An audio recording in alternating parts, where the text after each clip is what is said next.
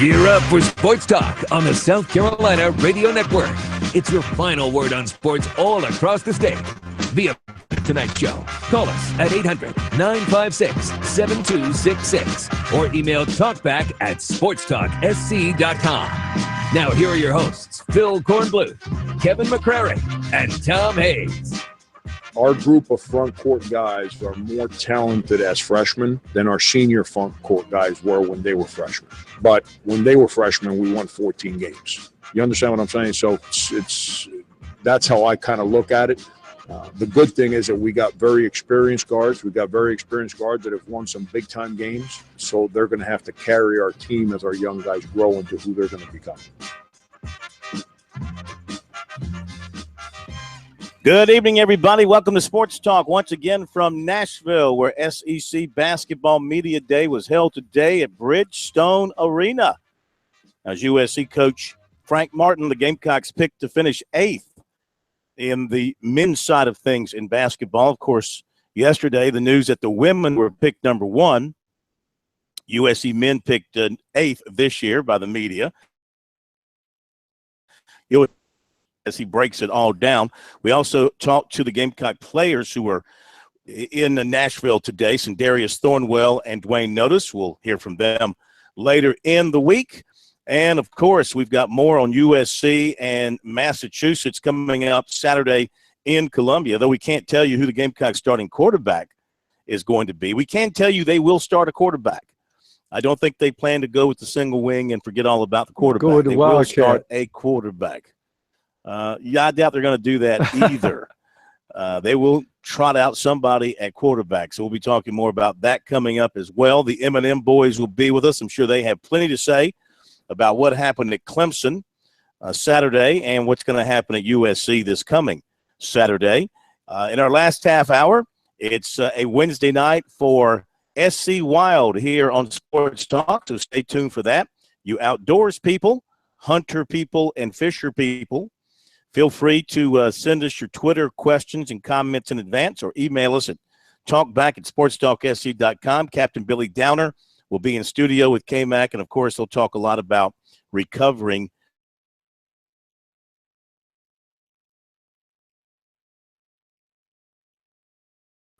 Well, he's meeting with the media at the bottom of the hour, and if we get it in time, we'll bring you a little bit of that as well. Your phone calls early on if you want to join in, 800-956-7266. Again, the email talkback@sportstalksc.com and on Twitter at SportsTalkSC. They're going to the 8th in Toronto. The Indians are leading 3-0 over the Blue Jays, so they're 6 outs away from making it to the World Series. As far as things here in Nashville with Basketball Media Day, it was very nice.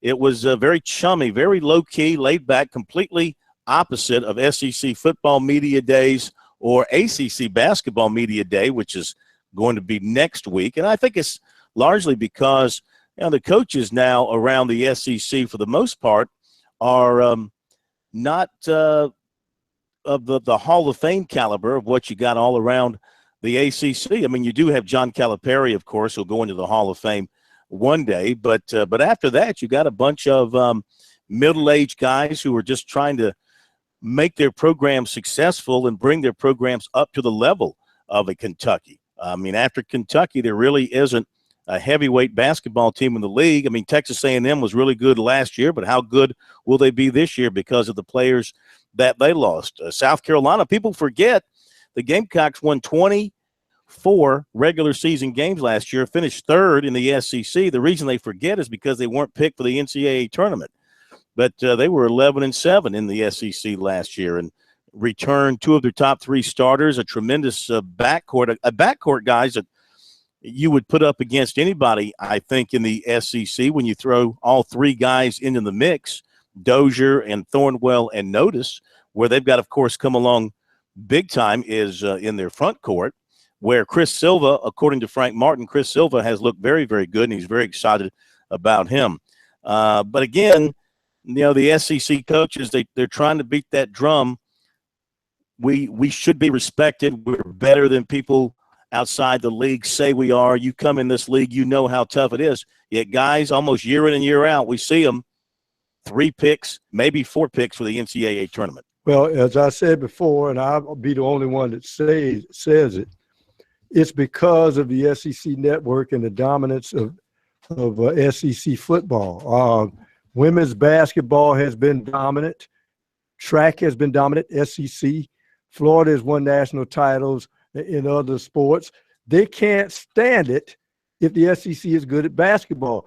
If you notice, a lot of these 3 and 2 team picks for the tournament happen right when they start developing the SEC network. And as I said before, when they bring an SEC team into discussion for the tournament, the questions are not asked, how do we include them in, is how do we keep them out?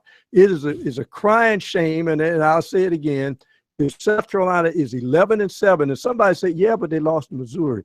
Yes, but they were the only team, and Kentucky couldn't pull it off, that walked into Texas A&M and beat the number 1 team in the conference. As far as that's concerned, obviously, and for that reason, you ought to be in the tournament right there. But no, they found, well, your schedule was bad. Now, when it comes to Syracuse, yeah, they made a long run. But if any team should have been left out, it was Syracuse. They say, well, they played a tough schedule. Yeah, but they didn't win a lot of the games. But they ask, how can we get them in? So, and that's what they do. I just got to say this. It is very, very difficult. And I know Corn made the long drive to Nashville. It's just really difficult to get inspired by college basketball. SEC, ACC, Big 10, Big 12. In mid-October, halfway through the college football season, you can multitask. It's people like you that hold college basketball back in our state. It's me. No, I'm all about it. When January rolls around, I'm going to be Mr. College Basketball. Well, I will be all over it. Frank was pointing out. I know. He loves to point this out. No, but he loves to point this out. With SEC teams playing in the mid-January, and I said, I don't think your team will be playing in mid-January this year. And he said, talking about the Gamecock football team. Yeah. And he said, well, now, Corn, you got to have hope. I mean, coaches believe they're going to win games and da-da-da-da. And I said, well, pretty much rest assured that the Gamecocks are not going to be in the playoffs and playing in the mid-January. Yeah. But I hear what you're saying. Yeah. And this is today and next Wednesday when the ACC has their thing will be the 2 times that we interject basketball heavily into this football dominant time for us. But, it's worth being here. It's worth listening to the coaches, seeing the players, and sort of getting your feet wet when it comes to basketball. And I think you'll enjoy what Frank Martin has to say when we play that coming up in a little bit. I always enjoy what he has to say. And Brad Brownell, I listened to what he had to say. I don't know if we're going to have time to get to it on the show, but it is on the website at SportsTalkSC.com with Brad Brownell getting ready for the season. It's coming whether we like it or not. That overlap is always difficult. It's the same happens with baseball. I love college baseball, but it is very, very difficult for me to get into college baseball in late February. Basketball and March Madness, it's hard to get excited about Clemson Longwood on a weekend series. Well, if Corn, I will say this. If they needed any more ammunition, South Carolina has it. And just in my opinion, because of their guard play alone and the athleticism of their front court, other than the fact that they're young, picking South Carolina 8 is very low, in my opinion. I would take this. Here's another piece of ammunition, which kind of tells you the state of things. The preseason All-SEC team, yes, no Gamecocks. Of the 12 players selected, no Gamecocks. There are 3 true freshmen from Kentucky on the preseason. Hadn't played a down yet. Hadn't played one down yet. I mean, they should really have a rule that says, how can you put a freshman on the preseason all-league team and he hasn't played a single moment in the league? I don't know if that's – of course, it's all about projections and things of that nature when you have preseason polls. They don't really mean anything. It's all about just the conversation. Kentucky, obviously, number 1 in the poll, followed by Florida, A&M, Georgia, Arkansas, Vandy, Alabama, USC, Ole Miss, Mississippi State, Auburn, LSU, Tennessee, and way on down there, our good friends from Missouri. Back in a moment.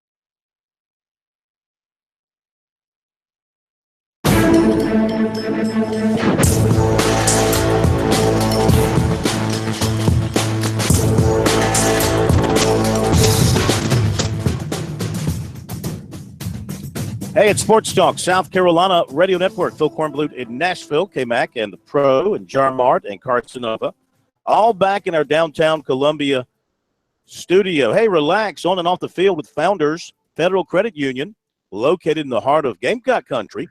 Founders Russell House location is available to help you with all your financial needs. Plus, they have a cash and check accepting ATM located at ATM Row behind the Russell House. Visit RelaxJoinFounders.com to see if you qualify for membership. Founders Federal Credit Union, federally insured by NCUA. One note out of Clemson from Dabo Swinney. He told reporters today on his conference call with the ACC that he definitely expects Wayne Gallman to play against Florida State on October 29th. I want to remind you that should you ever lose Sports Talk with the airwaves, you can follow us on our website with our video feed as well as our audio feed. Both are readily acceptable. Both are readily visible at the top of the page on the right-hand side. So if you lose us over the airwaves, you can get us that way. You can also go back on our YouTube channel and watch or listen to any of the Sports Talk shows that you might miss. You can also catch us, if you lose us over the airwaves, via our stations on the TuneIn app, those stations that are streaming there, and our stations that stream via iHeartRadio. So you can always find us that way. And be sure to take us with you when you get to your destination. I know you're listening in your car on your ride home. Don't leave us in the car. Take us in with you on your smartphone or your laptop or your iPad so you don't miss a moment of sports Take talk. us inside. All right, here home. in Nashville today.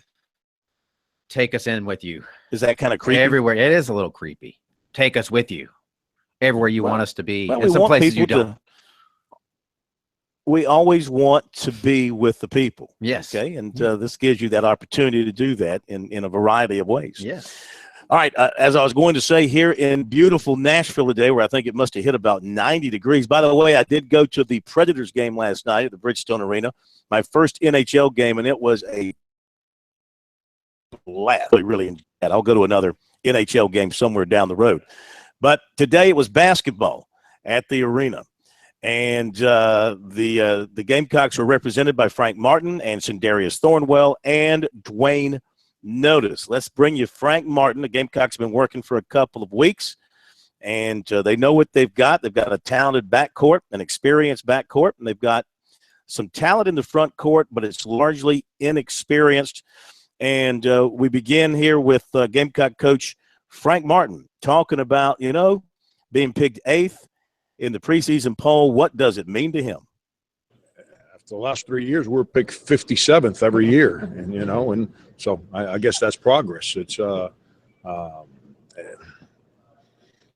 we've been through this before, Dave. People gonna vote for who they want to vote for. I get it. I understand. From a South Carolina perspective, I was being funny earlier, but it's the truth. I think I've been in this league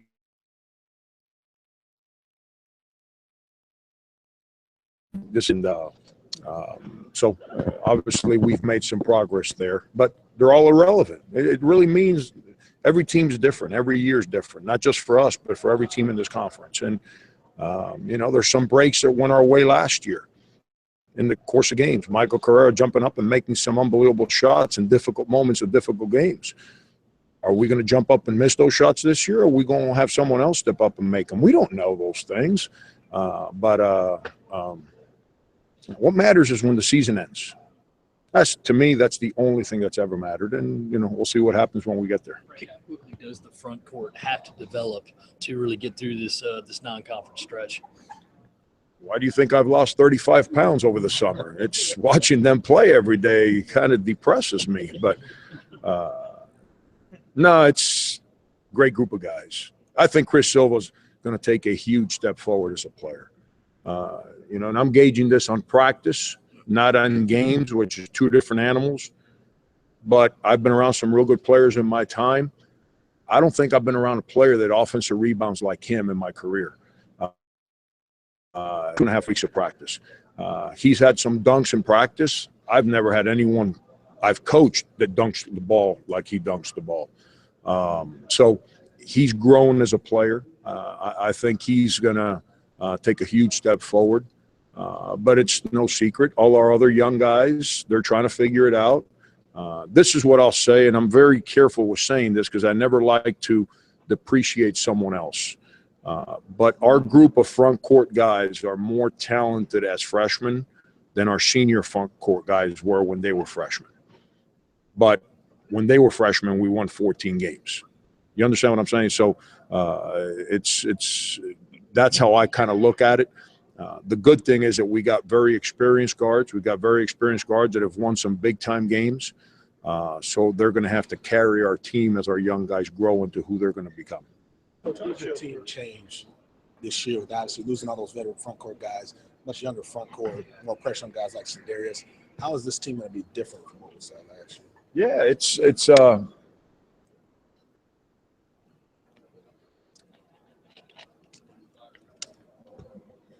the thing that we don't have is that Michael Carrera flair. When you came to see us play, you knew who he was because of his flair from his freshman year. As a senior, he stepped up and made big-time plays and big-time moments of games, made himself into a first-team all-league caliber player. Replacing the numbers as a coach has never been a concern to me. I've never been worried about, well, this guy averaged 16 points a game or that guy averaged 8 rebounds a game. How do you replace that? It's kind of when they asked me about Moses Kingsley. When Bobby Portis left, everybody, I'm sure at Arkansas, they'll never replace what he did. Well, they've replaced him with the guy that used to practice against him every day that now is a preseason player of the year in the league. And so we've got guys that I believe will fill the points, the rebounds, all that. The question is, who's going to have the courage to go make the plays that need to be made in the hard moments of the hard games? I think Dozier, like we were just talking about, he's so much better right now. Chris Silva, so much better. And then when you take that trio of seniors, a kid like Mackey, who never gets any attention because I haven't played him as much. Part of the reason is because when I slid Michael to the 3 last year, Michael got most of the minutes at the 3, so Justin didn't play as much at the 3. That now Justin has his opportunity.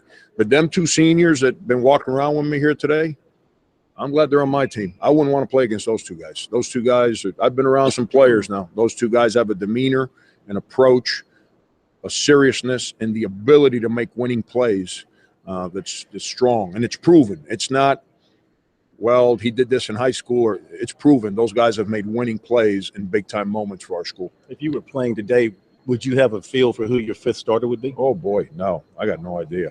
Phil, you've been around me. I don't even know my name sometimes, let alone who's going to start. You got served, Corn. Oh, Corn, come does on. not look like the Frank Martin that we have known all these I knew it. 4 previous years. Like he said, he's lost 35 pounds. He had touched 296. Yeah, he needs and to take basically that he off. said he cut out bread and he cut out rice. And he's lost the weight. And, of course, he's gone on a very hard, punishing workout regimen. He's got his weight down. He wants to get to 250. That's his goal. So he's lost 35 pounds. So he's most of the way there, and he looks good. He looks good. So, this Gamecock basketball team is going to face a difficult schedule. It's a schedule that sets up for helping you make the NCAA tournament, but you got to win those games. You got to beat a Michigan, a Syracuse, a Monmouth, all teams, a Seton Hall, all teams that have very good reputations, a Clemson. You got to win those games. Just playing them is not enough. You got to go out and win them. And then, if you finish 11-7 in your league and you happen to lose a couple of close ones late, well, you've got the strength of schedule and maybe the credibility from a good November and December to help you get over that with the committee and get into the dang tournament. They'll find some other reason to leave. By the way, I was looking this up today. USC, this is not good news. USC has the 2nd most wins of all SEC teams in the NIT history. That's 22. And the fewest wins of all SEC teams when it comes to the NCAA tournament all time. That would be 4. Back in a moment. So nice of you to look that.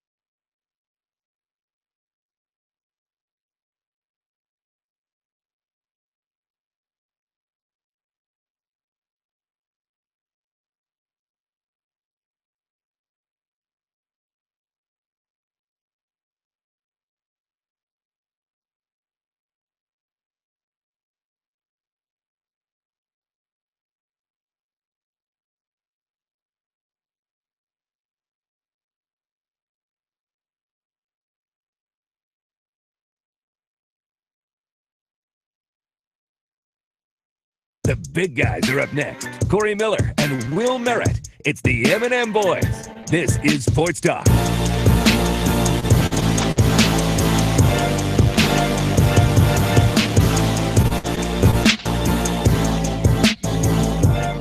It is time for the M and M Boys here on Sports Talk. You talk about a couple of big guys. Indeed, they are. Will Merritt, former Clemson standout offensive lineman of years past, and Corey Miller, former standout USC linebacker and very good NFL linebacker. I'm not necessarily sure that he stood out in the NFL, but he was, I don't know, how would you describe your NFL career? I know 9 years is a nice run, but how would you describe it? Well, you figure that out, Phil. A starter for 8 of those 9, so, in a league where, about 2-year average, you can kind of figure that out for yourself. Goodness, okay, Corey. stand out what in the intro. NFL as well. You play a decade in the league. I don't know if he stood out. People play in the league, but they don't do a whole For lot. 9 years, you got to do something to stay in there 9 years, Corey. Yeah, I mean, even 1 year, it's a tough league, but no, I'm definitely blessed, man. I don't describe it as anything. I describe it as just blessed. Phil, yes, sir, Will. Is, when he was in New York, you can obviously tell that Corey Miller signed that huge contract along with his big dose of humility when he first got there with the Giants. So that's right. If you don't have a little bit of that go get and confidence and cockiness, you'd never make it in that league. You'd be back home on the couch eating popcorn watching. Hey, Deion Sanders says it ain't bragging if you back it up. All right, Will. You got to get that. All right, here we go. Here we go now. Will and Corey, we'll begin with Will. Dabo said it was not luck that won the game for the Tigers Saturday. It was the will to win, the desire of the players and the coaching staff and the preparation and all that. But really, he was clear in his conference call Sunday. It was not a lucky thing that they won. It was the will to win. So, Will, what do you think about how the Tigers won? Missed field goal there at the end and everything like that. Well, I'm going to go back to something that Tommy Bowden used to say, the better you are, the luckier you are. So I think there's a little bit of a hybrid between the two. I mean, I do think Clemson was the better team. I do not think they played their best football. I think that I made the analogy yesterday, the Louisville game and the NC State game is kind of like watching one of your children play with a fork right next to a receptacle outlet. They haven't been shocked yet, but it's just a matter of time. You keep turning the football over like they're doing 5 times a game, they're going to get shocked eventually. And it's not just the turnovers, guys. It is the geographical nature of where these turnovers are taking place. They're going into the end zone for touchdowns when they're fumbling these footballs. They did it against Louisville. They did it against NC State. When you have 14-point swings in a contest, eventually that will come back to bite you in the butt. And Clemson was very, very fortunate to win that football game. Granted, they moved the football between the red zones very effectively, very efficiently.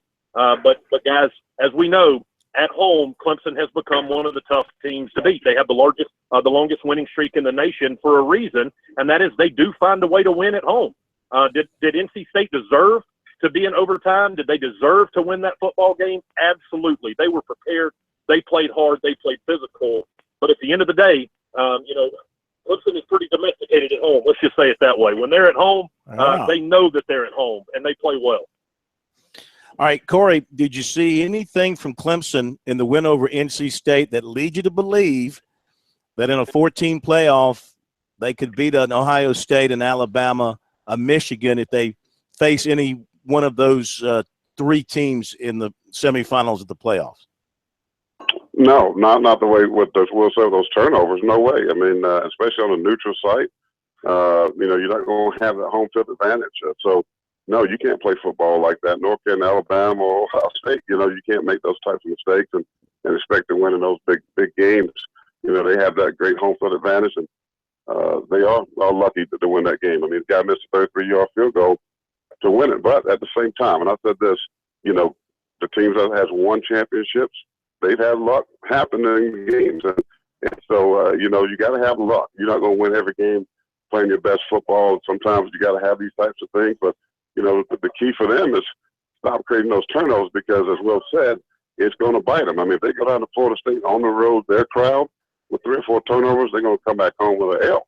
So, they got to fix that. But but give NC State a lot of credit. That defense is pretty doggone good and salty, and they put themselves in, with a perfect situation to win it. But the kicker just couldn't knock it through the uprights.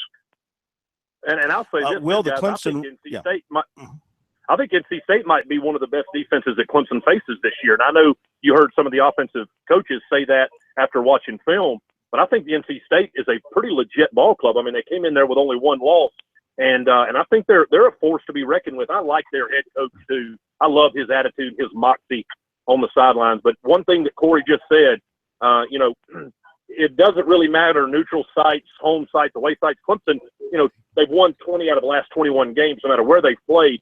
So they are finding that identity in winning those close ball games. Now, if they went up against the Buckeyes or the Crimson Tide or the Wolverines or whoever it happened to be that they face at the end of the year, he's exactly right. You don't play big-time competition, turn the ball over, and get that fortunate against very, very good competition. They were fortunate that NC State probably just did not have the horses in overtime to go toe-to-toe with them to come out of there with a win. So Wayne Gallman goes down very early in the ball game, and the Tigers can't get any running game going of any consequence. Will, do you pin that on the offensive line, or is it just that big of a drop-off from Gallman to the next three guys that they ran out there? Well, I don't pin it on the offensive line. I watched the film, and they did a pretty good job of level one. They didn't do as good a job of getting to level two. Getting a hat on a hat in level two, but level one, they did a good job of securing. But guys, I think what you saw is just how valuable Wayne Gallman is to this ball club. I mean, there's a reason why, he's got a saddle on his back, because they've been riding him hard in this first couple, 5-6 ball games, and he's performed every time. There's a reason why Wayne Gallman is, an all-conference player, and he's going to play on Sundays and all these type of deals, and he's going to have great record book. He's going to have a great slot in the record book. But I don't think his backup guys have the field vision that Wayne Gallman does. And that's no slam against those guys. It's no slam against Choice, and it's no slam against Fuller. I just don't think their eyes work on the peripheral just as good as Wayne Gallman's does. And so I think you do have a drop-off there just in a talent standpoint. I think the offensive line was the same five horses up front that they were running with, but your running backs just weren't as good. Now, if Feaster, if he was a guy that knew the offense a little bit better, he's that type of spark that Wayne Gallman gives you. But right now, as Coach Sweeney said, he doesn't know the offense 100%. So they have to go with a guy that can actually in pass pro and make sure that they're not letting some blitzes destroy Deshaun. And ultimately, Fuller and Choice are the guys that understand it a whole lot better from a schematic standpoint. Mm-hmm. All right. Well, I sure hate that we're agreeing so much. I hate this that I'm. Man, Will, you sound like the expert today, buddy, because I've said this last year, that Wayne Gallman was the most valuable player on Clemson's football team, because not just what Will said, but he makes Deshaun Watson in the running game more effective. When he's in there, you got to pay attention to two guys. When he's not, Deshaun Watson don't run the football as effective. Wayne Gallman, to me, if he's not healthy, that's the problem. Hopefully he gets back before the Florida State game, because this guy, to me, he is a great quarterback, but he makes that offense based on what he can do. He can block, he can run it, and he's good out of the backfield catching the football. And now, also, Corey, guys, when he doesn't have the ball in his hands, they still have to honor him. Hello. They have to honor Wayne Gallman, and linebackers have to mirror him, and they have to shadow him everywhere he goes. And by the way, Phil, if you could please record what Corey just said and use that as my intro for next week's show, I would really appreciate it. We got that. Well, we got that. All right, now, Corey, I wanted to ask you this now. From watching the game, and we got a break coming up, so keep your answer as tight as possible.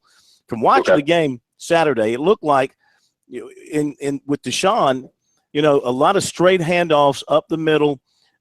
He would only run when forced out of the pocket. Not a lot of zone read runs by him. I saw a couple late in the game, but not very much.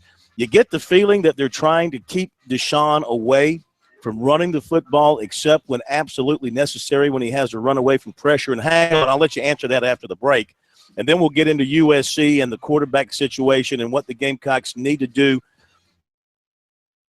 Not just they need to show against UMass. Uh-oh, buckle up. Hang on. We'll be right back with the M&M Boys. Well, you got it.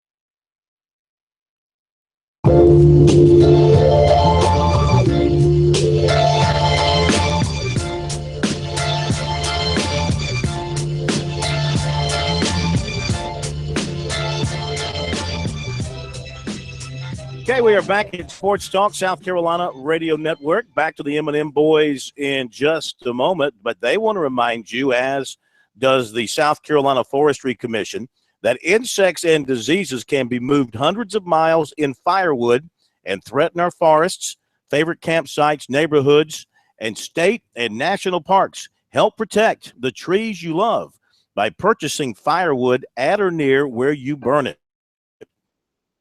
Don'tMoveFirewood.org. All right, Corey, first of all, the question about Deshaun Watson, and then we'll segue into the USC quarterback situation.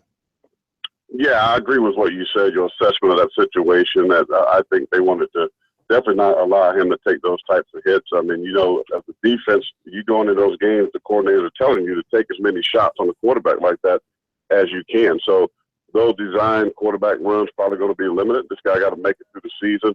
I think, you know, they look at the whole picture. They know Florida State's going to be their toughest game, and they got to have him ready to go to win that one on the road. That's going to be a tough football game. So I agree that they took away some of that design runs, let him sit there and throw the football, and they had a great passing day. So I totally agree with you. All right. Now USC, UMass. It's a showdown. First ever meeting. The Minutemen and the Gamecocks. High noon at Williams-Brice. Now, Corey, I know you know things inside. So who do you think or who do you know? I don't know if you are thinking or you're knowing, but what do you know or what do you think as far as who the starting quarterback will be? Number one. I'll ask you that, then we'll follow up. Well, that's going to be Jake Bentley. There's no reason to think otherwise. I mean, I think you're going to see Bentley. I also think you may see McElwain in the ball game as well. But I think Bentley's going to get the play for sure. I think they're going to pull the red shirt. And based on Mrs. McElwain's report, obviously she's heard the same thing as well. So I'm going with Bentley's going to get the start. Okay. And what do you think about that? Now, here's the problem. It makes no sense. Okay. Here's my problem with this whole situation, guys. I mean, you're 6 games in. You're 2-4. You look at your schedule with Clemson, Tennessee, Florida, Missouri, UMass, and Western Carolina. You're going to have the same record at the end of the day, 2-4. At best. I just don't see this. This team is not good offensively. They're going to look good this weekend at high noon. You're playing one of the teams with the worst offenses in the country, one of the worst defenses in the country. They should score points and look good. But the bottom line, if you study the tape and watch this team as I have, there's more problems than the quarterback. If you can't pass protect, put Brett Favre back there, your guy. He's going to get knocked in the chin, and he can't throw balls. If you don't have a wide receiver that can beat coverage and run routes consistently, guess what? Your quarterback makes no difference. If you can't run the football consistently, control the clock, the quarterback makes no difference. The offense is bad. And to try to put that blame, and I'm saying blame because you said you're not going to play this kid who basically came here to play quarterback and not thinking he was going to have any competition and toy in and out of the lineup with him. I don't think that's right. I think you go with McElwain. He's been in it for 6 weeks, 6 games, I should say. Let him ride it out. You're not going to make a bowl game. And these people that are saying this kid's going to play 3 years and he's out and he hasn't played one down of football yet, that he's a pro guy, give me a break. I mean, potential only gets you so much. Okay, you can be 6'4" and throw the ball in practice all day long or in 7-on-7 Skelly. That's not live football games. I think it's a bad decision to waste a redshirt year and put him in the ball game. I really do, because he don't have the help around him. He's not Deshaun Watson and he's not Jalen Hurts, not just from an individual standpoint, but because he don't have the pieces. Jalen Hurts has all kind of talent around. He can throw a 2-yard hitch and it goes 80. Deshaun Watson had that when he was coming in. They don't have anybody close to that on the outside and the running game. So to me, this year it should be a pass for everybody. Try to get better, try to continue to develop, but let this guy sit, let them compete in the spring and in the summer, and next year see what happens. But to me, to play him right now is not a good move. This is a bad offensive football team. They're dead last in the country.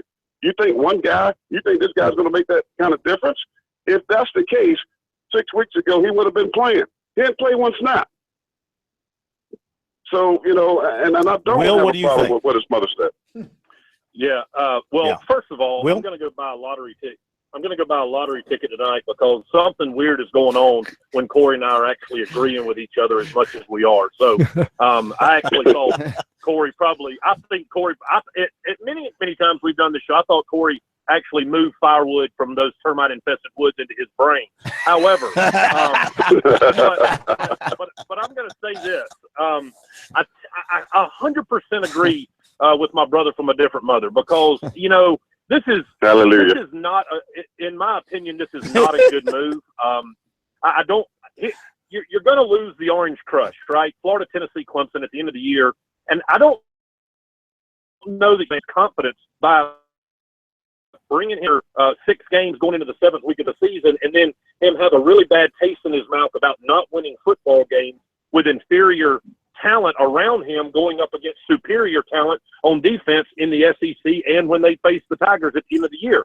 So, in my opinion, I think not only is he going to lose some ball games, potentially take some big, nasty shots as a freshman, but we all know, guys, you know what? You want young guys to have some confidence in themselves. And I'm not so sure that you're not going to crush his confidence by putting him in there in this weird purgatory that South Carolina finds himself in with a new coach, new quarterbacks, new offensive linemen, new wide receivers, new defensive guys. All over the place, there's fresh faces. So I think from a confidence standpoint, so sure this is the great decision. Not so sure this is a great decision by Coach Muschamp to pull that red shirt halfway through the season.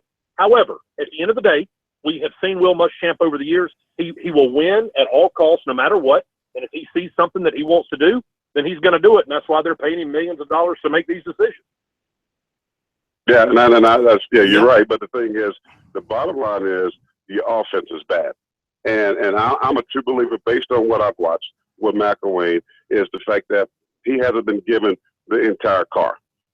I mean, you got to implement a system that works for him.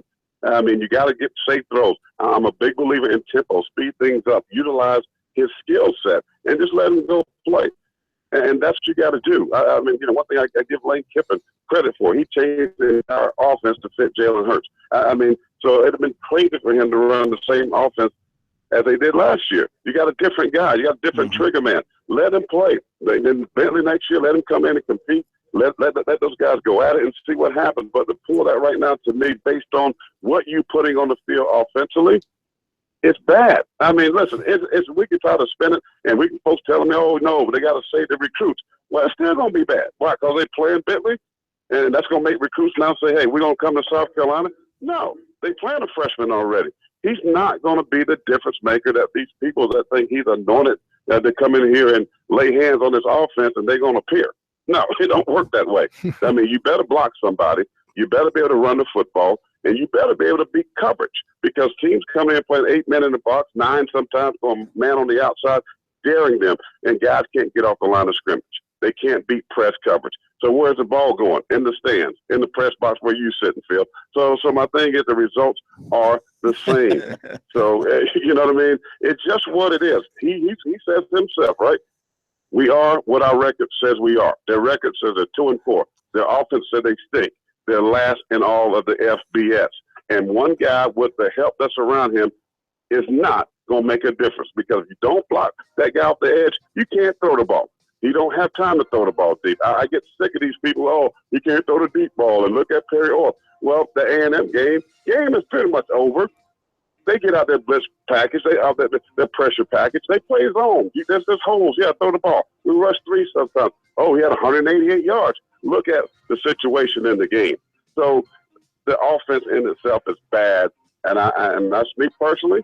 I hope I'm wrong. I hope, well, you can say I would in my brain, whatever. I hope I come back in 4 weeks and that was a great decision. I will be the first to say I'm wrong, but I don't think so. They are what their record suggests right now, 2-4. Guys, we got to go. Thank you so much. Corey Miller, one of the all-time great linebackers, for the New York Giants. We thank you. And Will Merritt, one of the great all-time offensive linemen at Clemson. We thank you, too, as always. Top of the hour break. We'll be back.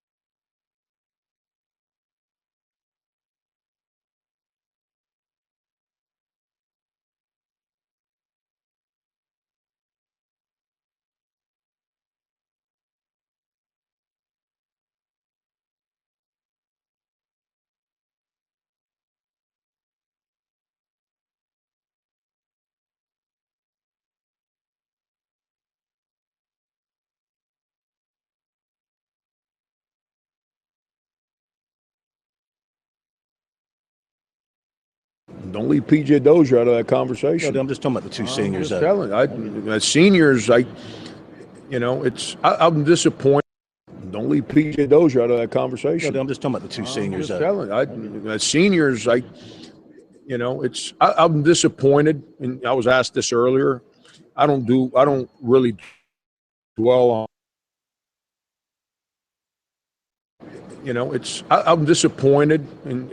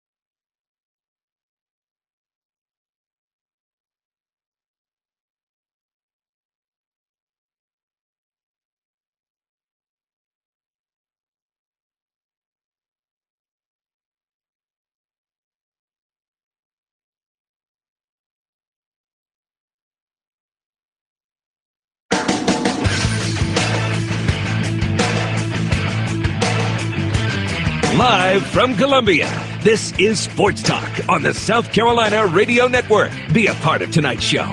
Call us at 800-956-7266 or email talkback@sportstalksc.com. Now, here are your hosts for Sports Talk, Phil Kornbluth, Kevin McCrary, and Tom Hayes.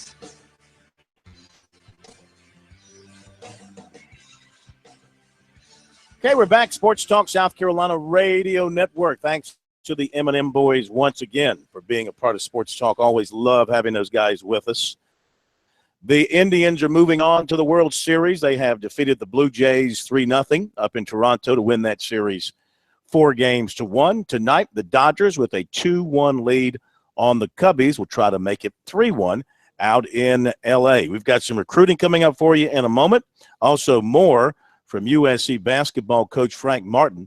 If you're ready to explore something new, move on, or change directions, AARP can help. You'll join a community of people who, like you, are rethinking what's next.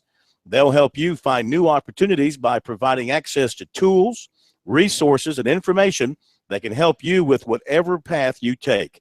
AARP South Carolina, proud to sponsor the High School Players of the Week. AARP, real possibilities. The Players of the Week, as selected by the High School Sports Report. In 5A, it's DeCarrion Joyner, Fort Dorchester. He was 16 of 24, 398 yards, and 6 touchdowns in a win over Ashley Ridge. 4 of those scoring passes were from 38 yards or beyond. In 4A, it's Vashon St. Hill from South Point, running back, 116 yards and 4 touchdowns in a win over Lancaster.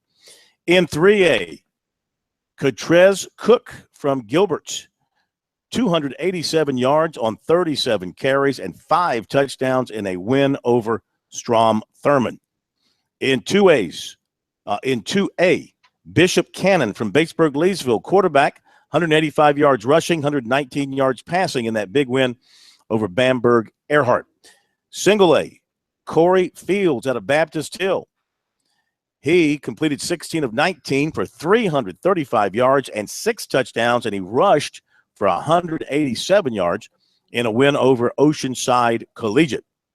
Skeeza Player of the Week is Corbett Glick from Hammond, 16 of 20, 271 yards, and 3 touchdowns, all in the first half as they roll to a win over Wilson Hall. There are the High School Players of the Week brought to you by AARP. Now, recruiting here on Sports Talk. Couple of 2018 players that we are keeping a close watch on. One is running back Justice Wood, 6 feet 190 from Charlotte. He has offers from Virginia, Wisconsin. Clemson also is interested, but is not offered.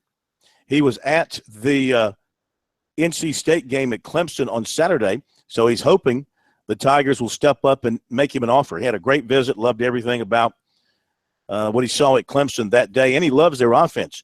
His head coach or his offensive coordinator is a former GA at Clemson, so they run the exact same offense, so he knows it well. He's also been to Northwestern this season, and he wants to visit Duke, Wake Forest, Wisconsin, and others. He's also hearing from Stanford. Defensive end Xavier Thomas of Wilson is going to be at Alabama on Saturday. The Crimson Tide, one of 6 that he is considering right now.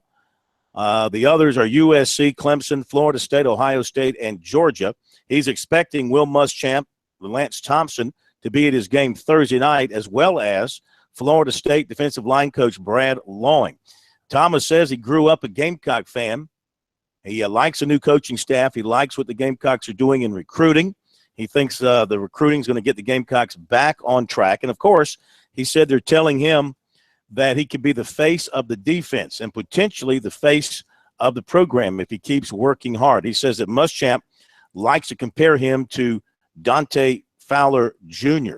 Now, Clemson is also after him very hard.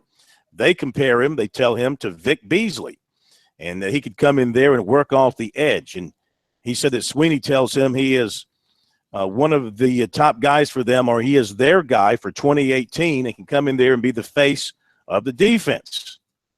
So he can be two-face. Face of USC's defense, the face of Clemson's defense. Anyway, growing up a Gamecock fan, of course, did that mean to him that he hated Clemson? And does that affect this recruiting battle? He said, no, it doesn't really affect it very much. He's been a Gamecock fan. Of course, the rivalry's there, but he said he didn't really favor Clemson at the time, but he's not going to let that get in the way of the recruiting stuff, as he put it. He does plan to return to USC and Clemson this season. I'm not sure when he'll get back to Columbia, but he will be at Clemson for the USC game. He's also been to Georgia for a game this season, and no favorite right now. Offensive lineman Jerry Drake Jr. of Palm Beach Gardens, Florida, has taken officials to USC and Tennessee.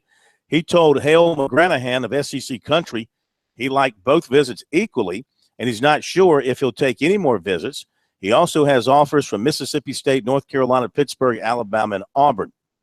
USC last night offered 2018 quarterback Justin Fields of Kennesaw, Georgia.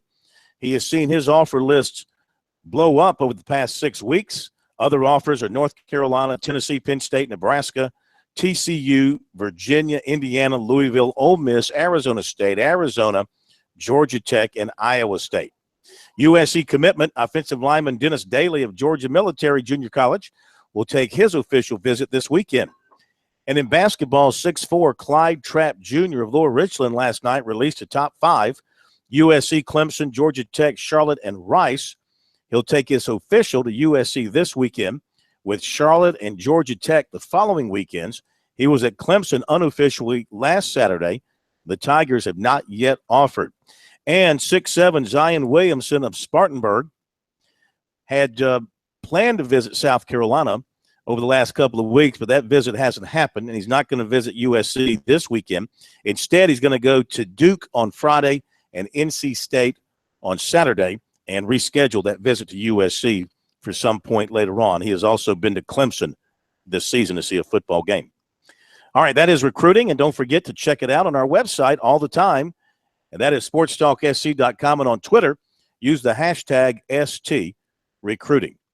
All right, a little more from USC coach Frank Martin from today's meeting at SEC Media Day.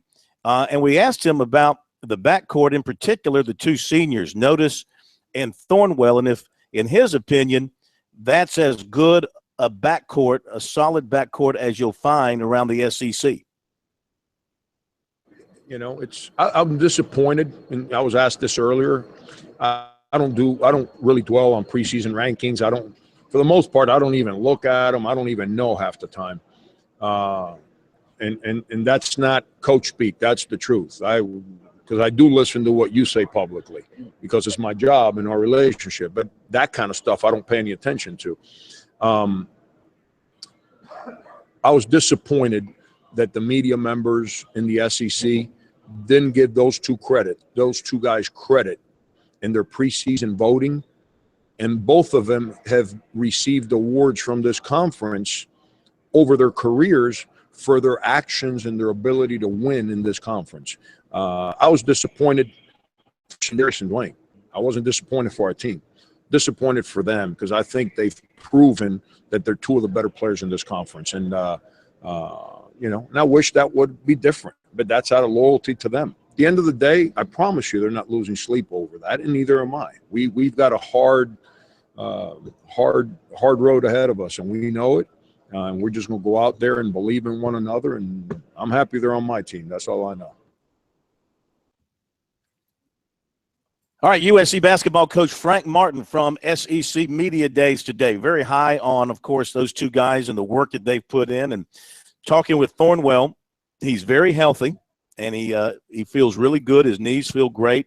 He's of course, it was before last year he had the surgery on the knees, and that cleaned things up, and he went on to have a healthy season, and you saw some things that he could do when totally healthy. And now, after having gone through an off season and a preseason camp healthy, like his game is the best that it's been since he's USC. And Dwayne Notice looks great. He's put on more strength and a little bit more bulk, and he has worked on his game to make it a complete game as well. So, yeah, I think as good a backcourt as you'll find around most of the SEC.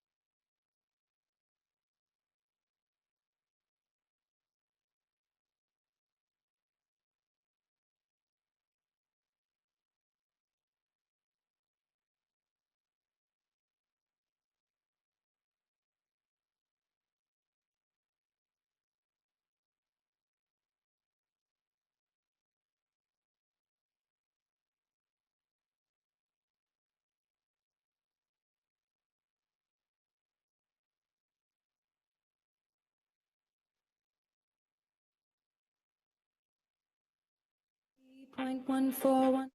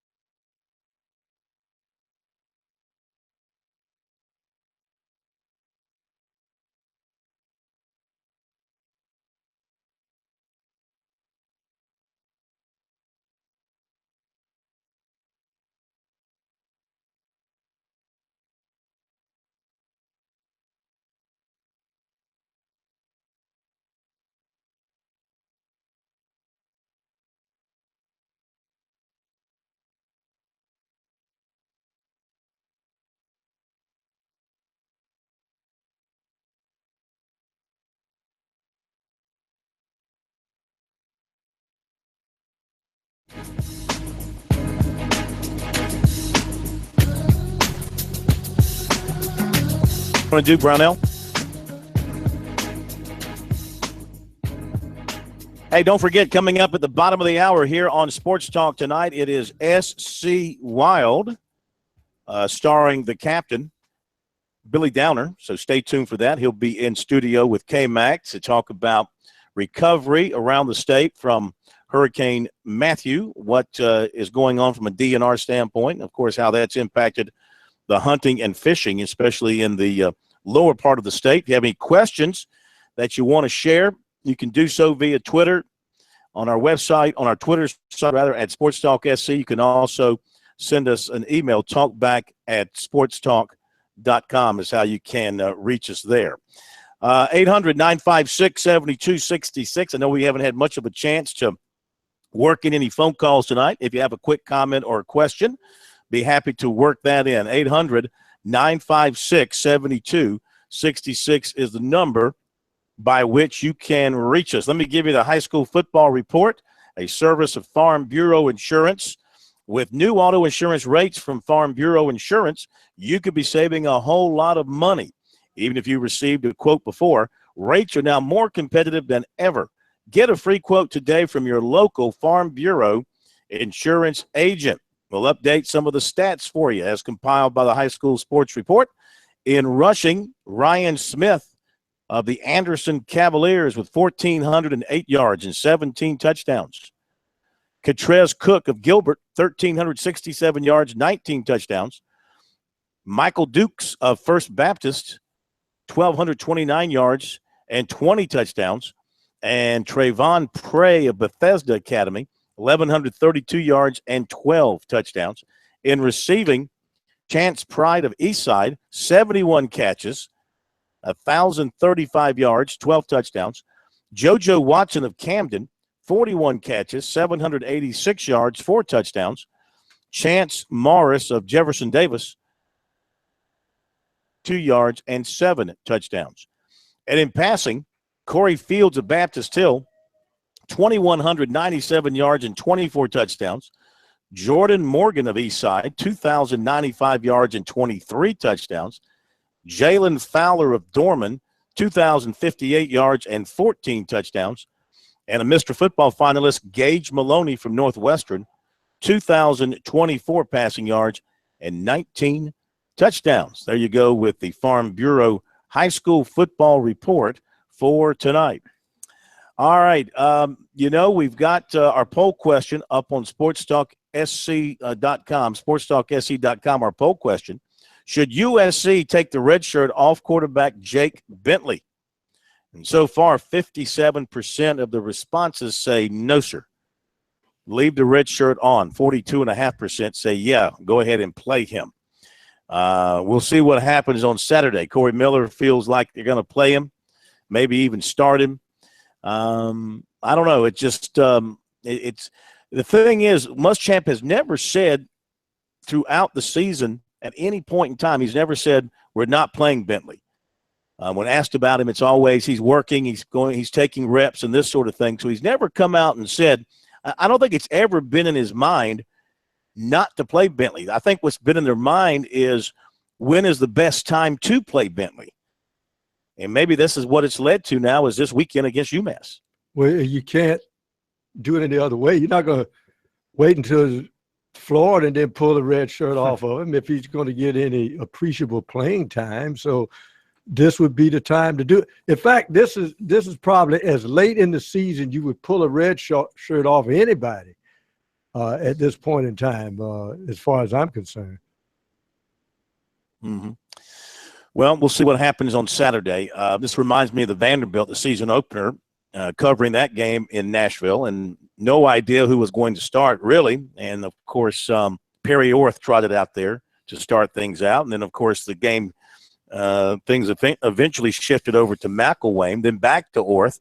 Now we'll see if they hand it off to the freshman. Now, K-Mac, you were over there yesterday and talking with some of the players, including A.J. Turner. Yes, A.J. Turner, the Gamecock running back who always has a lot to say, and everybody wants to know who the quarterback's going to be, and A.J. Turner's not tipping his hand too much. Well, everybody's just working everywhere. Every quarterback's working, every running back, Dave's getting reps, Rico's getting reps. Just every position, just doing different things. Do y'all feel comfortable with Bentley if they go with Bentley, just based on lack of reps you've had with him? Honestly, I have no idea. I'm just really putting my faith in the coaches, and they're going to put us in the best position, put the best players out there to win. So, honestly, I have no idea what's going on with the quarterback situation or whatever. I'm just doing what I'm supposed to be doing in practice and stuff like that, and whoever's in, they're in. I just run with it. Does it affect timing or stylistically anything that you do, the changes at quarterback? Just the same as the other? Not necessarily. Maybe just, the mesh on the inside zone and stuff like that. That just takes practice and takes work and takes time. So that'll be like the only different thing. Right. So if they make a change, if they go with Bentley, that's something that y'all would need to sort of get some rhythm in. I believe so because of lack of reps. Yeah. As far as that, so. Does he come across at all like a guy who should be a senior in high school? You can definitely tell he's young. Sometimes, everybody makes mistakes, but you can definitely tell he's young. I'm young too, shoot. We have a lot of young people out there trying to do whatever the coach is telling us to do, so we just got to go out there and do it. But he's definitely young, as we are all. So what has to happen better on third down? We just got to execute. We got to convert. We can't leave and have the yard and distance be 4th and 2 or something like that. We got to really get those yards, no matter how many yards it is, whether it's 2, 3, 5, 8. We got to get it. We got to keep the offense on the field because that's how we win games, by scoring points. Defense wins games too, but you also got to put up points on the board to win. Has third down become a mental thing at all? When y'all get to a third down, do you think, oh, crap, and you feel pressure, we got to get these because this is still a struggle for us, or during the game, does that even occur?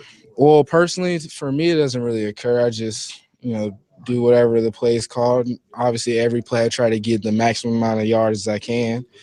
So we just gotta execute. That's really what it comes down to, is being able to execute and run our offense and not have to change for anybody else. So once we do that, I think we'll be really fine. We'll be really fine. How's David Williams doing? David's doing great. He had a great practice today. You know, he was up tempo, he was fast, he was physical. So Dave's been doing a really good job this past few weeks. So kudos to him. He's been doing really good.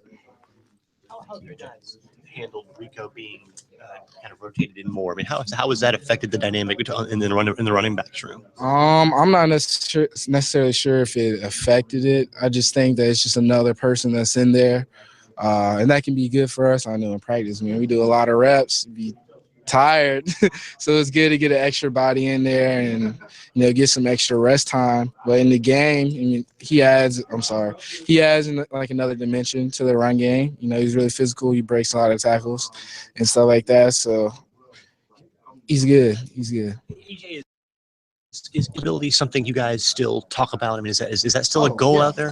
Of course. Bowl eligibility is. I mean, I want to go to bowl game. It's my first year playing. It would be great to go to bowl game, and we're trying to play for the seniors because this is their last go around, and they want to make it to the bowl game too. Like, I don't blame them. So we just gotta. Once again, I keep saying we gotta do what we're coached to do. We gotta execute on offense.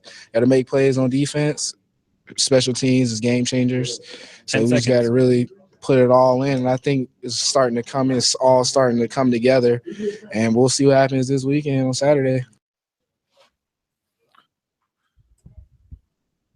Okay, A.J. Turner, and, it's interesting. We talk about the quarterback situation and what's happening there. Also some interesting battle at running back, too, with Rico Dowdle impressing people early on in the first two games he's gotten a chance to play.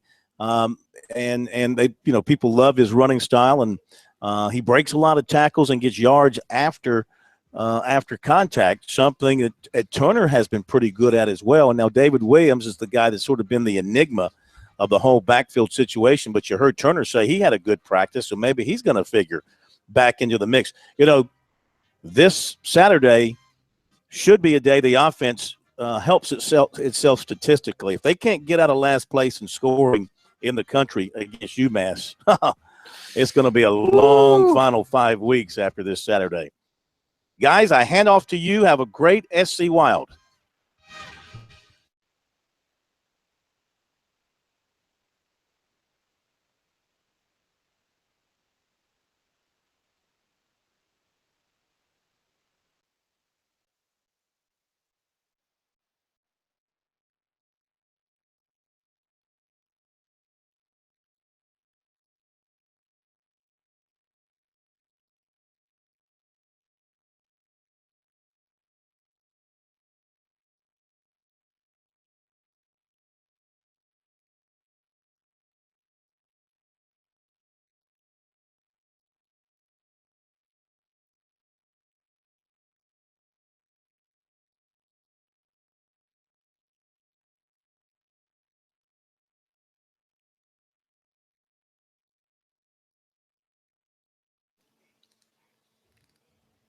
You can do it right now?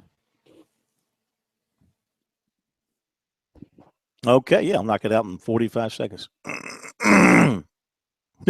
Pressure. 3, 2, 1. 2018 defensive end Xavier Thomas of Wilson will visit Alabama on Saturday to take in the Crimson Tide game against Texas A&M. Alabama is one of 6 schools he is still considering. The others are Clemson and USC, along with Ohio State, Georgia, and Florida. Thomas admits to growing up a Gamecock fan, but he says that's not going to impact his thinking as he goes through the recruiting process. Both USC and Clemson have been recruiting him extremely hard. 2018 running back Justice Woods of Charlotte was at Clemson for the NC State game. He doesn't have an offer yet for the Tigers, but he's certainly hoping to land one. He does have offers from Virginia, Wisconsin, East Carolina, Northwestern, and others. Phil Kornbluth, South Carolina Radio Network Reports.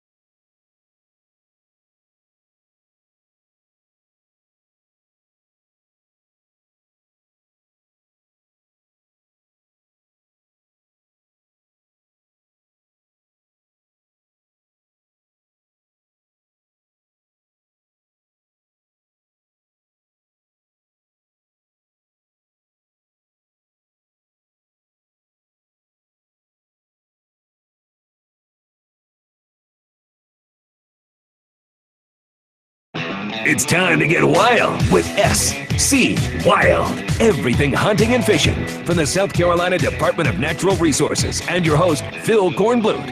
SC Wild on Sports Talk on the South Carolina Radio Network. All right, it's time to get wild here on a Wednesday on Sports Talk, our SC Wild Report with Captain Billy Downer as we welcome him back. And I know you've been busy, might be an understatement. Yes. You and all your... We have been very busy the last few weeks. Yes. Last time we were talking pre-storm. Mm-hmm. Watch out, folks. Get your boats out of the water.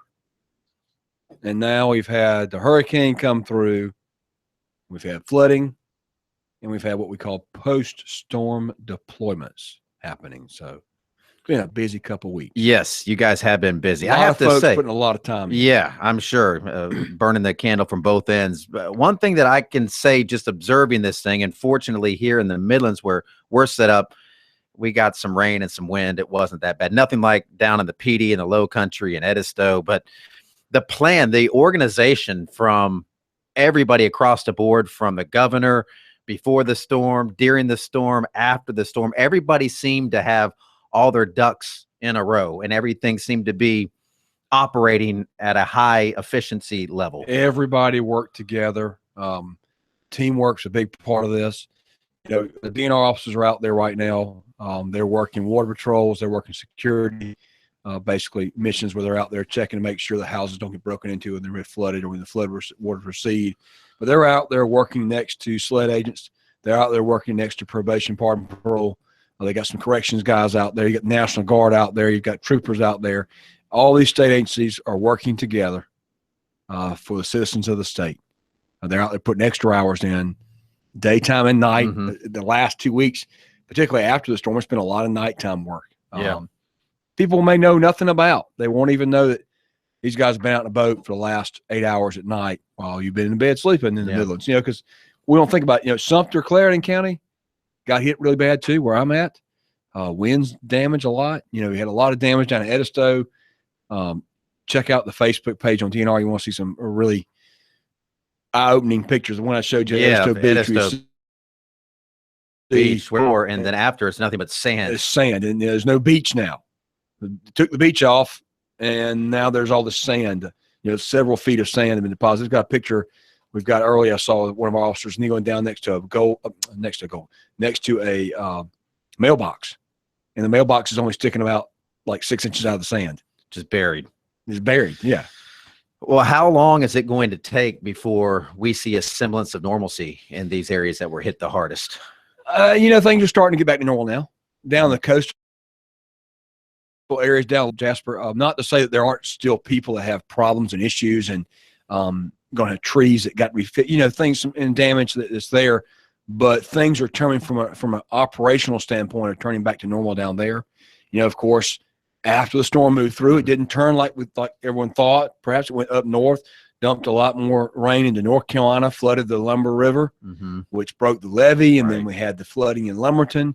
And then that has eased its way down to the PD basin, the big PD, little PD, flooded towns like Nichols, and then the Waccamaw now flooding. And fortunately, it crested yesterday. Nichols area, PD's dropping. I'm not going to say rapidly, but dropping steadily now. But we've had a lot of bad things happen after the storm. Storm doesn't come in. It's not a Hugo didn't come in and take a punch, and it was knock everything down. A few days. Yeah, it goes up, dumps rain, and it's like Floyd in a way. Here comes the rain or water down the river. And we don't think about it. If you're in the Midlands, you got a little bit of wind maybe, and your power didn't fluctuate much. You're not thinking about the folks that their houses are underwater right now. Underwater. Yeah, the Nichols pictures were just startling, and I was listening on the radio where a resident was talking about how fast it happened. I mean, Absolutely. The water's coming in. They made a call and they go to town hall, and they all went to the town hall, and the town hall started flooding. I think you guys were pulling people out on boats at the town hall. Absolutely. So, but the good news is the message got out very quickly. People got out. We were able to retrieve folks, get them out of those areas. for the most part, get them out. You've got some people that are going to stay behind. They're going to be stubborn, stay where they want to stay. And some people in the country that are used to the PD River floods a lot in some areas. And so people are used to that, but not to the magnitude you see here. The Waccamaw, for instance, it crested yesterday at 17.89 feet. Is that a record? Set the record set from 1928. Was at 17.8. And then you talk about Floyd. Well, Floyd, it was at 17.6, I think. So it beat even Floyd. And I was down and worked 2 weeks. We were on the water 2 weeks after Floyd, working security missions again there, riding the water. And I was down a part of that as a young officer back in 99. So this is going to keep going. This isn't going to end today. It's going to continue. We're going to continue to work.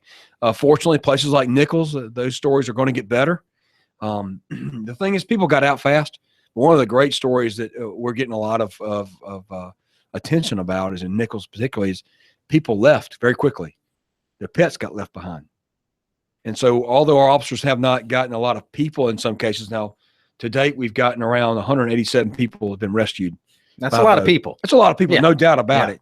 But there's been some really neat stories where our officers gone back in and they've gotten dogs and cats, horses, chickens. Well, I saw the goats, and I was looking at your numbers now. It's up to 22 goats because I actually tweeted this. I saw where there were 5 goats that were rescued somewhere, and I thought that was pretty neat. I mean, you look for levity, like, oh, my goats are in there, so you go back and get, but you're up to 22 goats now. Right. And they're actually going back in and feeding animals. Goats, they were feeding, officers going in and feeding goats on a roof. Yeah. On a rooftop. They were stuck on a rooftop. They were helping feed them for a while. And horses in some hilltop areas where they flooded and had surrounded them, they were going back and feeding horses. There's pictures of that on the DNR Facebook page. You can see that. You guys grabbed a pig. We got a pig. And now this is the one that really jumped out at me. Here it comes. A possum, a pet possum. Yes. Now, I would have loved to have been the guy that took that call when they said, so we don't have any time for jokes here. This is a serious matter. I have a possum. I need you to get my pet possum. They went to a house, and I think it was a pet. They had a cat and a possum, and it was there. So they rescued it. So where was this? I cannot remember exactly where that was, but it's true. It happened. The possum's okay. Possum's okay. Somebody had a pet possum, and the guy getting that possum, I'm sure had some leather gloves. I don't know. I was looking at you. I didn't see any scratches on you or any bite marks. Those things have some teeth on them. Yes, they do. Yeah, I have messed with possums before with animal programs, and the people that do that, you have big leather welding gloves. But yeah, great stories of animals being taken care of by our officers. We've had folks that really responded to that story. We had folks actually want to donate pet carriers and dog food. And people have donated dog food. Yeah. So to help out feeding these animals that have been displaced by the storm. It's a big thing that we don't think about in those kind of disasters. And I noticed that a lot of the shelters, and that's one thing in the Midlands that this community was able to do, unlike last October during the big floods, is this was kind of a staging area where people could come and open up their homes. And there were a lot of people advertising. These are pet-friendly shelters where you can bring your pets. Absolutely. So, absolutely. And that's the other question I had for you last year. Different type of storm, different kind of weather event, but the flooding, you guys, not to call it a dress rehearsal or a dry run at all, but no pun intended there, Jared. But how much did that help you guys in terms of your operations this year, since you'd kind of been through something similar? Well, certainly one of the things we were talking about with some of the older officers is a lot of these officers have not been through a hurricane. These younger officers had never even seen a hurricane. We hadn't had one hit shore in so long, Hugo. But the flood last year certainly gave people a taste of what it's like to have to work in that kind of condition. So certainly some experience for officers. And we've had officers, again, we're on our 3rd deployment right now. Basically, we had officers go, come back, be replaced. And now the guys that have been replaced are actually coming back for 3rd deployments now, basically a 3rd shift coming back in there. So a lot of long hours, but these guys are taking it, smile on their face, taking care of folks, taking care of the animals, doing a great job. Again, can't say enough about working together with the state officers across this state to do this. Every one of you guys should be commended across the board. Like I said, it was so impressive. You're proud of people when it comes together like this. We'll continue more of our SC Wild coming up.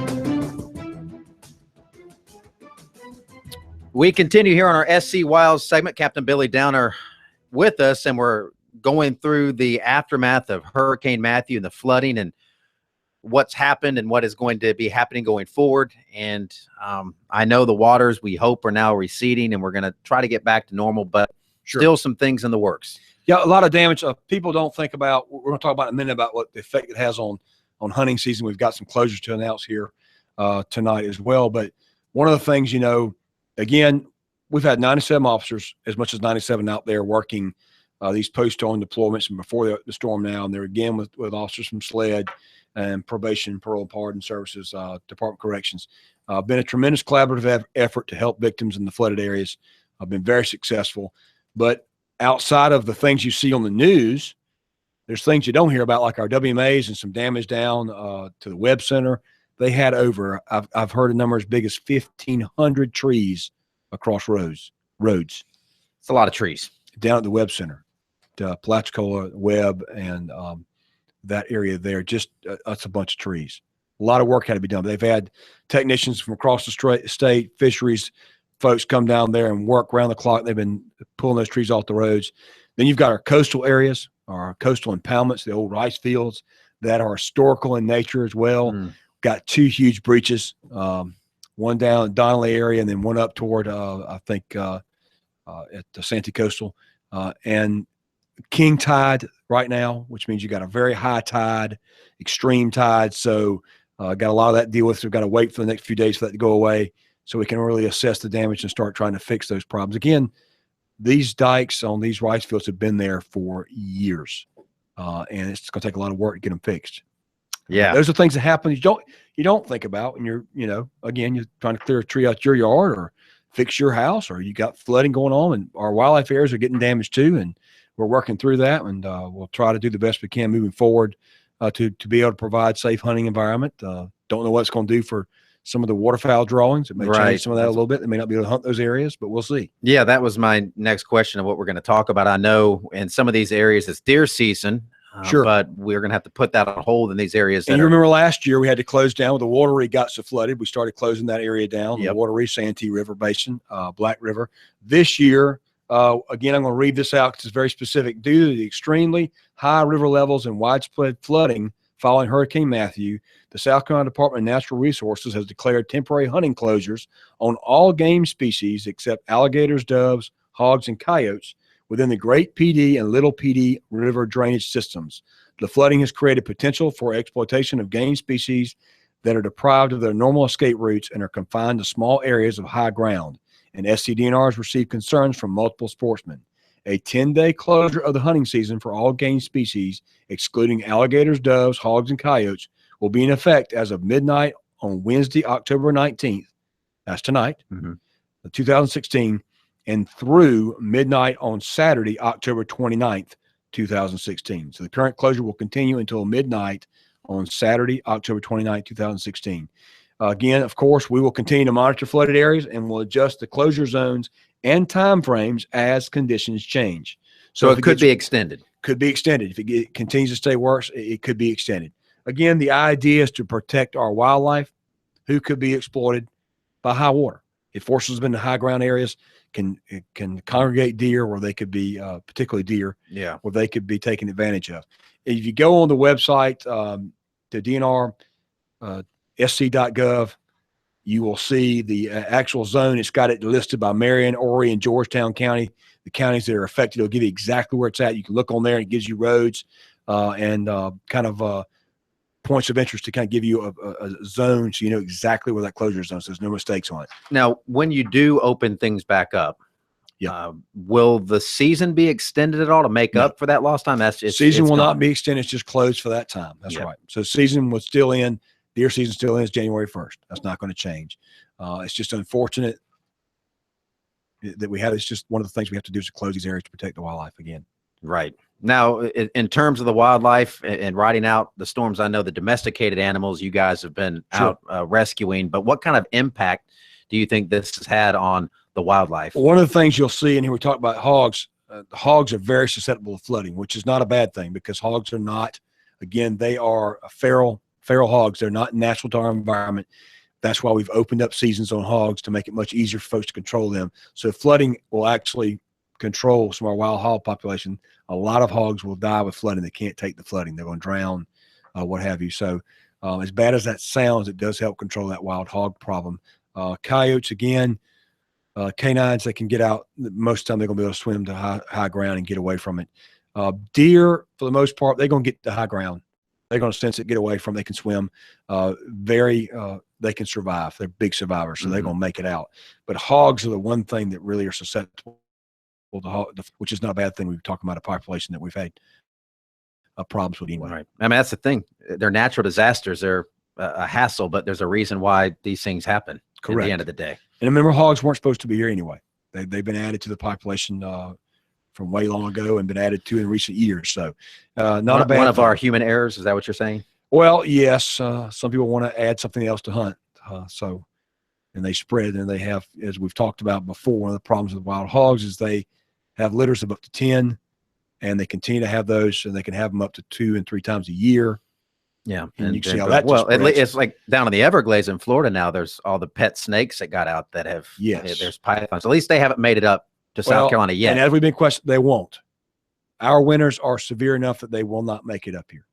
Our cold temperatures drop into the 20s, into the teens, regularly enough that we won't have that problem in South Carolina. Again, Florida, again, more of a subtropical, tropical environment. Yeah. They're a big problem down there. It is a big problem. It's a perfect storm for a boa constrictor and these big snakes to live. Think about the other things. You look at those shows and watch those poisonous snakes. Don't mean venomous snakes. Don't talk about what about these fertilizers and things that'll drop you dead in a couple steps. I mean, why people have these is beyond me. But they get out, you got a problem. Yeah, I don't know why anybody would want a venomous snake. Well, there's people that like that and enjoy it. Not me. Not me. I like them in the wild. Sure. Away from me. But for the rest of the state, like the Midlands here, no flooding issues. Season's going normal. Folks are still out killing deer. We got a good cold front coming this weekend. So for the Midlands, folks that are deer hunting, this weekend will be it's been a little warm this week. It's going to drop down. I saw 40, I think, on Saturday morning or Sunday morning. 73 for a high on Saturday. I saw. Was it 73? I saw in the 60s. So hey, maybe a drink. But I know it's going to be in the 40s on Saturday, and then Sunday maybe even 40. So you're looking at a great weekend to go out. Opportunity for deer. Cold weather like this will deer just get very active in cold weather. So good opportunity for hunters to go out in the areas where the season's open. And we've covered this before, but refresh my memory now. If you have a license, you can hunt anywhere in the state. So if I'm down in the PD area, if it's closed, I can come here to Columbia and find a spot. Correct. Again, hunting deer, you got to have a state hunting license and a big game permit. That's what you got to have. State combination license for $25 covers you on that. Covers you from the mountains to the sea, except for the closed areas and outside of seasons. Of course, seasons are also your regulation there. So some of the seasons are just coming in. Some of our areas of the state. This part of the Midlands here, Richland, Lexington County, the season's been in. Sumter, Clarendon, Orangeburg, the season's been in for some time in the lower part of the state. Again, you've got down trees and things. Lower part of the state, you want to be careful there because it is warm. Good point. And we talk about snakes. It's going to give great hiding places for rattlesnakes. Can be good habitat for eastern diamondbacks. But the final thought. Wildlife populations are our responsibility. Do your part to protect them. If you see something or someone taking wildlife illegally, please call our hotline at 1-800-922-5431 or pound OGT on your cell phone. You could even send a tip by text to our tip line at tip 411 or 847-411. That's our tip line, 847-411. Captain Downer, always a pleasure. Great job as always in studio and everything you guys have been doing the past few weeks, and we'll continue to keep doing. We appreciate it. Thanks, sir. All right, that's going to do it. Jared, appreciate it. Kornblut is going to be making his way back from Nashville. Pro, we'll all be back together again tomorrow, same time, same place here on Sports Talk. Have yourself a great night. Go Dodgers.